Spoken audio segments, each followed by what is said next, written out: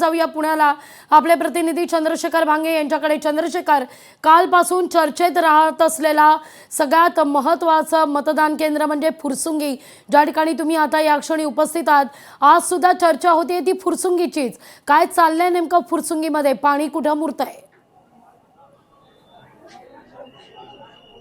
लागवी आपण पाहिलं तर खरं तर अर्धा तास जे आहे ते मतमोजणीला सुरुवात झालेली आहे, परंतु त्यांचे प्रतिनिधी आपल्याला बाहेरच दिसत आहेत. त्यांनी आरोप केलेला आहे की या ठिकाणी प्रशासनाच्या ढिसाळ म्हणजेच निवडणूक आयोगाचे जे अधिकारी आहेत त्यांच्या ढिसाळ कारभारामुळे हा सगळा उशीर होत आहे. पोलिसांनी अगदी चोख बंदोबस्त या ठिकाणी लावलेला आहे, परंतु निवडणूक आयोगाचे जे अधिकारी कर्मचारी आहेत त्यांचं ढिसाळ नियोजन या ठिकाणी दिसत आहे. कारण अर्धा तास जे आहे या ठिकाणी सगळे प्रतिनिधी आपल्याला बाहेर होते, आता आतमध्ये गेलेले आहेत. आतमध्ये आपण बघू शकतो की मतमोजणीला सुरुवात झालेली आहे, परंतु अर्धा तास या सगळ्या प्रतिनिधी आणि निवडणूक लढवणारे जे उमेदवार होते त्यांना उशीर झाला.